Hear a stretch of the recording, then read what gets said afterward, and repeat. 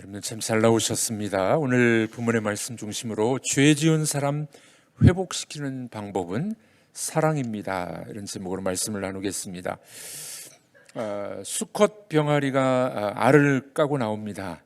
감별사가 보기에 이 수컷이 상품 가치가 없다라고 보이면은 그 껍질과 함께 그 방금 태어난 수컷 병아리를 기계에 올려놓습니다. 컨베이어 벨트에 올려놓습니다. 그리고 이제 이 분쇄기까지 이동을 시키죠.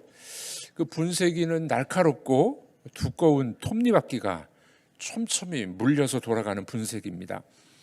왜 그럴까요? 상품 가치가 없으니까 갓 태어난 수컷 병아리를 그냥 분쇄기에 넣어서 죽이는 거죠. 한마디로 상품 가치가 없는 겁니다. 세상의 논리는 뭡니까? 세상의 법칙은 경제 논리예요.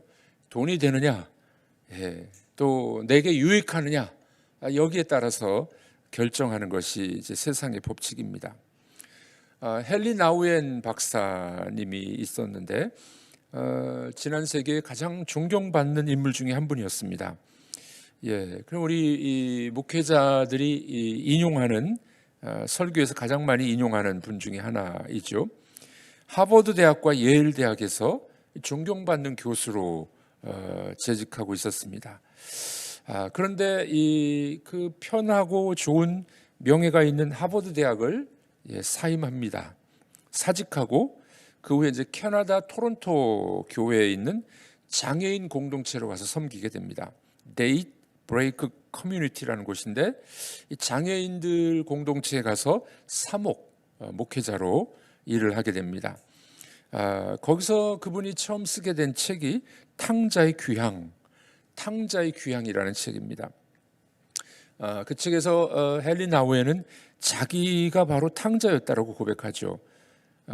그동안의 세상의 명예와 부, 세상의 편리함 따라서 살았는데 인정받고 영화를 누리는 삶을 살았는데 돌이켜보니까 자기가 곧 탕자였더라라는 고백이었습니다. 지난날 영적 탕자로 살 때 괴로웠고 외로웠고 방황했고 춥고 어두웠다는 겁니다. 이제는 아버지 품으로 돌아와 자기의 참된 모습을 찾았다라고 이야기를 합니다. 그 이후에 쓴 책이 아담이라는 책인데 이 장애인 공동체에서 장애우 아이 아담을 섬기면서 느꼈던 것을 쓰게 됩니다. 그 장애인 아담이라는 아이를 섬겨주면서 그 아이 안에서 새로운 아담을 발견합니다. 예수님을 다시 발견하게 된 거죠. 그 아이를 돌보고 있었는데 어느 날 이 장애인 아이가 더듬더듬하면서 이렇게 고백을 했답니다. 나는 당신이 너무 좋아요. 당신을 사랑합니다. 이 장애인 아이의 이야기를 들으면서 이 하나님의 음성을 들은 것 같았다고 합니다. 어떤 음성이었습니까? 너는 내 사랑하는 아들이요 내 기뻐하는 자라. 그는 장애인 공동체에서 마지막 섬기면서 세상을 떠나갑니다. 여러분들 우리의 마지막 삶도 이렇게 좀 진지하게 또 의미 있게 살아가면 얼마나 좋겠습니까? 우리 성도들의 삶을 보면은 우리들은 불완전한 존재들입니다. 이 불완전한 존재들이 모여서 교회를 이루고 있습니다. 교회 안에는 그래서 갈등이 여전히 남아 있는 것이 교회입니다. 주님의 몸인 교회라고 말하면서도 또 인간이 모인 공동체이다 보니 인간관계가 형성이 되는 겁니다. 그 인간관계 속에서 늘 우리는 좋은 일만 있는 건 아니죠. 실수하기도 하고 또 범죄를 저지르기도 합니다. 오늘 본문에 보면은 범죄한 사람을 어떻게 다뤄야 되느냐 하는 문제가 등장하게 됩니다. 이 오늘 본문에 나오는 범죄는 사소한 범죄라기보다는 좀 큰 범죄예요. 교회를 오염시키는 문제, 심각한 범죄자를 어떻게 대해야 되느냐 하는 것을 주님이 알려주고 계십니다. 이 마태복음 18장 전체를 공동체 훈화라고 이야기합니다. 그러니까 공동체, 천국 백성들이 모여있는 공동체에서 필요한 말씀들이에요. 그래서 공동체에서 잃어버린 양은 어떻게 해야 되느냐? 공동체 교회가 어떻게 천국에 들어가느냐? 또 오늘 본문은 공동체에서 죄를 범한 사람은 어떻게 처우해야 되느냐 하는 것을 알려주게 됩니다. 형제 하나가 죄를 지었습니다. 이 큰 죄를 지은 형제를 어떻게 처리하느냐?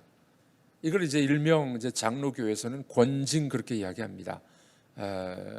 범죄한 형제들을 권징함으로 치리함으로 그를 바로 잡아주는 방법을 오늘 본문에서 우리는 볼 수가 있습니다. 여기서 우리는 그 권징의 원리 그리고 방법을 찾아볼 수가 있습니다. 본문의 흐름상 이 공동체 교회의 치명적인 손상을 끼친 범죄를 우리는 여기서 알 수가 있습니다.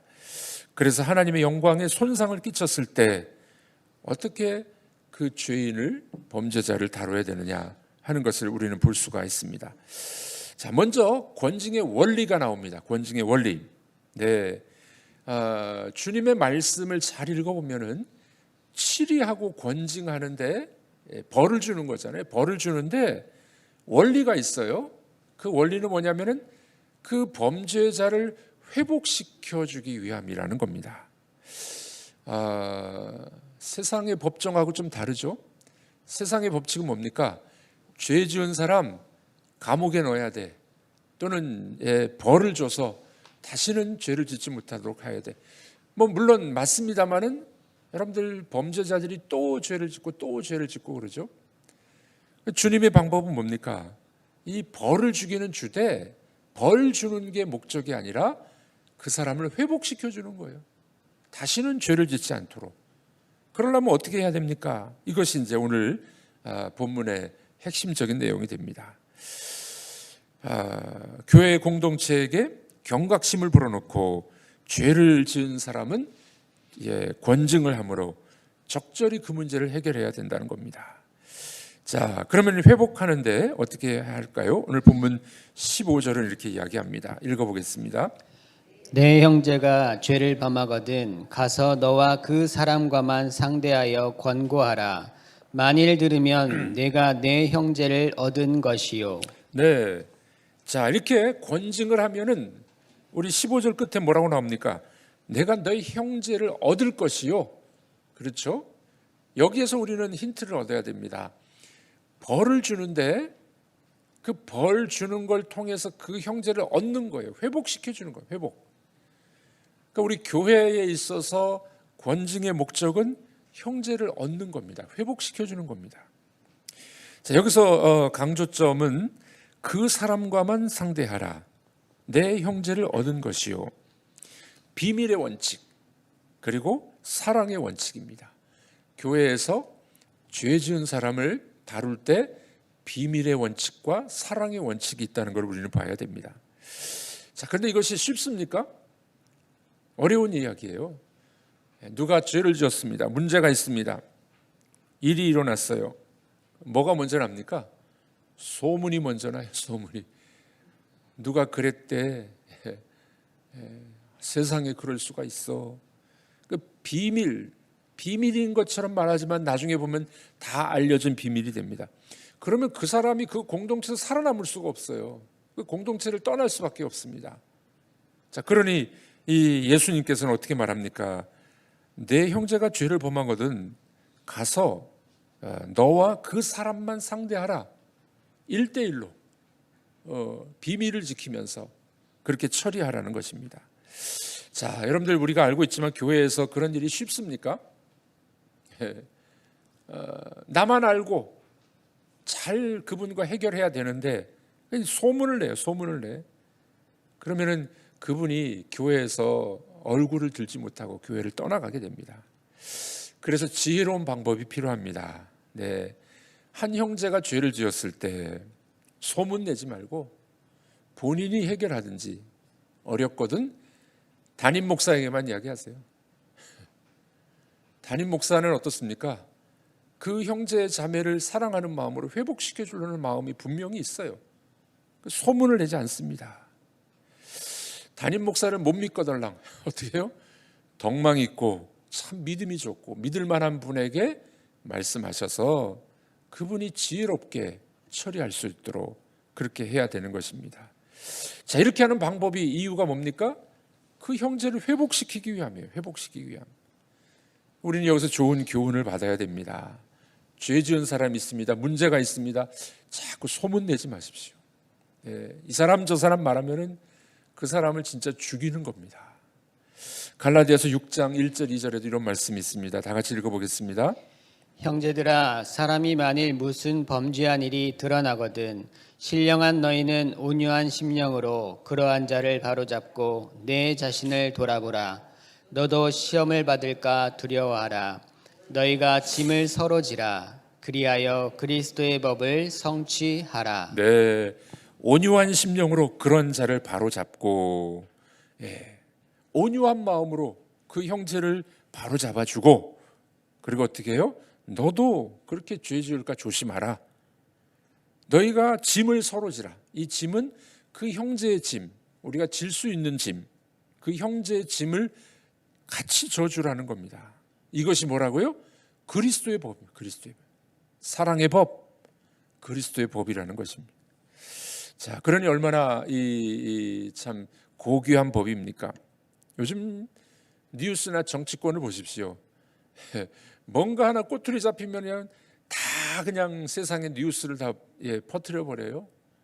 요즘에 또 SNS, 이 카톡이라든지 뭐 SNS를 통해 가지고 한 가지 일만 일어나면 그냥 다 소문이 퍼져 버립니다. 그래서 그것 때문에 자살하는 사람들도 많이 있잖아요. 여러분들, 우리는 주님의 법을 잘 기억하시길 바랍니다. 어떤 사람의 죄가 드러나거든 그걸 자꾸 까발려 가지고 그 사람 죽이려고 하지 말고, 그 사람을 사랑하는 마음으로 회복시켜주는 마음으로, 이것이 그리스도의 법인 줄로 믿습니다. 자, 우리 한번 따라해 보겠습니다. 소문내지 않겠습니다. 아멘이십니까? 사랑하는 마음으로 회복시켜주는 것, 이것이 그리스도의 법입니다. 자, 그래서 권징의 정신은 사랑의 정신입니다. 네. 오늘 본문 말씀에 보니 내 형제라고 2번 나옵니다. 죄를 범했지만 같은 교회 공동체에서 신앙생활하는 한 형제라는 거예요. 그러니까 죄인 취급하지 말고 사랑하는 형제, 자매로 생각해서 불쌍히 여겨주라는 겁니다. 여러분, 우리 교회 공동체는 하나님의 나라 백성 새로운 공동체가 되지 않았습니까? 한 형제 자매예요. 자, 우리 옆에 보시면서 언니, 오빠, 어머니, 아버지.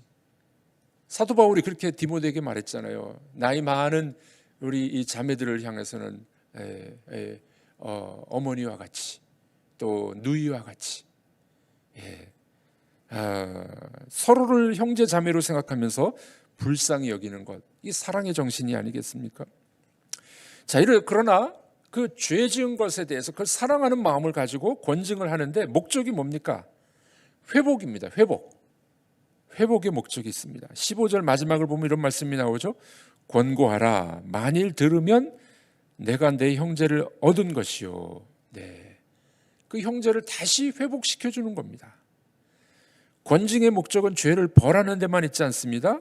권징하여 그를 바로 세워주고 형제를 회복하는 데 목적이 있다 하는 것을 우리는 잊지 말아야만 됩니다. 요즘에는 권징이 거의 없습니다. 교회에서 하기가 어렵습니다. 교회에서 잘못된 것들을 잡아주려고 권징하면은 이 교회만 교회인가? 다른 교회로 가버려요. 심지어는 목회자들도 범죄 사건이 일어나서 노회에서 치리를 하거나 또는 제명을 하면 어떻게 됩니까? 교단 탈퇴, 다른 데 가서 또 목사 일을 합니다. 여러분들, 우리는 오늘 성경의 원리를 잘 눈여겨봐서 잘못한 것은 회개하고 다시 회복하고 하나의 공동체를 이루어야 될 줄로 믿습니다. 자, 권징의 방법까지 나와요. 방법은 뭡니까? 4단계가 나옵니다. 예수님께서 4단계를 말씀해 주셨어요. 첫 번째 단계, 1대1로 권고하라.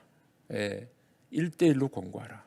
두 번째 단계, 한두 사람을 데리고 와서 두세 증인을 세워서 권고하라. 3단계 뭡니까? 그래도 말을 안 들으면 교회에 말해서 공동체가 함께 그를 회복시켜주기 위해서 교회에 말하라. 4단계 뭡니까? 그래도 말을 안 들어요. 그러면은 이방인과 세리와 같이 쫓아내라는 거예요. 출교. 그래서 그 공동체의 오염을 막아야 된다는 겁니다. 마지막 단계는 그래도 말을 안 들어요. 여러분들 이단 뭐 이런 사람들 그 공동체를 오염시키잖아요. 그럼 말을 해도 안 들어? 그러면 출교하라는 겁니다. 자, 그래서 우리가 이 권징의 방법을 잘 눈여겨볼 필요가 있습니다. 마지막으로 권징의 효과가 있습니다. 어떤 효과가 있을까요? 네, 오늘 본문의 후반부에 나오는 말씀인데 땅에서 메고 푸는 것이 하늘에서 메고 푸는 것이 됩니다. 이 연결을 잘 눈여겨보셔야 됩니다. 이 구절만 딱 떼가지고 보시지 말고 이 지금 권징의 문제, 죄 지은 문제를 이야기하잖아요. 이것을 땅에서 풀면 하늘에서 풀리고 땅에서 매면 하늘에서도 매이는 거야. 이 땅에 있는 교회 공동체에서 해결하라는 겁니다. 두 번째 효과가 뭡니까? 19절에 나오죠. 땅에서 구하는 것이 하늘의 성부께서 시행하시는 것이 된다. 교회 공동체가 그를 위해서 기도해주고 또 그의 회복을 위해서 사랑의 마음으로 접근하면 하나님께서 시행해 주신다는 거예요. 세 번째 효과는 뭡니까? 20절에 나옵니다. 주님의 말씀에 순종하여 두세 사람이 함께 모여 기도하면 주님께서도 함께 하신다. 두세 사람의 기도가 바로 그것 때문에 나오는 것입니다. 범죄한 자를 회복시켜주기 위하여 기도하는 마음으로 사랑하는 마음으로 그렇게 하라라고 말씀해 주고 있습니다. 자, 이 말씀을 정리하면 이런 말입니다. 범죄한 사람 있을 수 있어요. 근데 그 사람을 어떻게 해요? 소문내가지고 매장시키지 말고 함께 기도하고 사랑하는 마음으로 그것을 지적하여서 회복할 수 있도록 그런 공동체가 되어야 된다 하는 것입니다. 그야말로 사랑하는 가족을 바로 세우는 것 같습니다. 여러분들 범죄자를 바로 세울 때 얼마나 힘든 일입니까? 피나는 노력과 사랑이 요구되는 것입니다. 그래서 말씀과 기도의 합주가 필연적으로 필요하다 하는 것을 우리가 배우게 됩니다. 뉴욕에 가면 공항이 여러 개가 있습니다. 유명한 공항 중에 하나가 라과디아 공항. 저는 그 옆에를 지나가 보기만 했습니다. 이 라과디아 공항이라는 이 공항이 있는데 이 공항은 사람의 이름을 따서 이렇게 만들게 됩니다. 옛날에 즉결 재판부의 판사로 있었던 라과디아가 있었습니다. 어느 날 빵을 훔치다가 잡혀온 노인 재판하게 됩니다. 노인이 너무 가난해가지고 배가 고파서 빵을 훔쳐 먹게 됩니다. 노인이 이렇게 이야기합니다. 배가 너무 고파서 자기도 모르게 빵집에 들어가서 빵을 훔쳐 먹었으나 저의 잘못입니다. 진심으로 후회하고 뉘우치니 용서를 빕니다. 이 재판장이었던 라과디아 판사는 이렇게 판결을 내립니다. 당신의 죄는 10달러 벌금형에 해당합니다. 벌금 10달러를 내십시오. 아니 돈도 없는데 돈이 없어서 빵을 훔쳐 먹었는데 어떻게 10불을 내겠습니까? 판결을 하고 난 다음에 판사는 자기 지갑을 엽니다. 자기 지갑에서 10달러를 꺼내가지고 이렇게 이야기합니다. 이 10불은 내가 내겠습니다. 이처럼 배고픈 사람이 뉴욕 거리를 헤매고 있었는데 나는 그동안 너무 좋은 음식을 배불리 먹었습니다. 그 죄로 이 벌금은 내가 내겠습니다. 혹 여기 나 같은 죄인이 있으면 모자를 돌릴 테니 벌금 내실 분은 내십시오. 그리고 모자를 돌렸더니 그 법정에 참여한 사람들이 조금씩 모아서 47달러를 거두게 됩니다. 그리고 노인에게 줍니다. 여러분 명판결이 아니겠습니까? 그 사람을 직결 심판에 넘겨서 뭐 며칠 동안 감옥에 집어넣는 그럴 수도 있었지만 참으로 명판결이었습니다. 그래서 이 라과디아가 나중에 뉴욕의 시장이 됩니다. 그의 훌륭한 인격과 업적을 기리기 위해서 뉴욕에 있는 여러 공항 중에 하나의 이름을 라과디아 공항 그렇게 이름을 명명했다고 합니다. 여러분들 권징의 목적은 그 사람을 바로 세워주기 위함입니다. 그런데 방법은 어떻게 하라고요? 사랑의 방법으로, 기도의 방법으로. 그래서 사람을 세워주는 그런 좋은 공동체가 되어야 될 줄로 믿습니다. 따라해 보겠습니다. 소문내지 않겠습니다. 그 사람을 세워주겠습니다. 이것이 하나님 나라 교회의 중요한 원리가 되어야 될 줄로 믿습니다. 기도하겠습니다. 하나님 아버지, 공동체가, 교회가 어떻게 살아가야 될지 알려주시니 감사합니다. 살다 보면 죄를 짓는 사람들도 있습니다. 그러나 그 형제를, 그 자매를 사랑하는 마음으로, 기도하는 마음으로 회복시켜 주어서 다시 신앙의 공동체 안에서 함께 생활하도록 우리가 그런 마음과 신앙을 갖게 하여 주시옵소서. 오늘도 우리 사랑하는 형제 자매를 위해서 기도하게 하시고 또 도와주게 하시며 믿음으로 하나 되는 공동체가 되기를 원하오며 예수님의 이름으로 기도하옵나이다.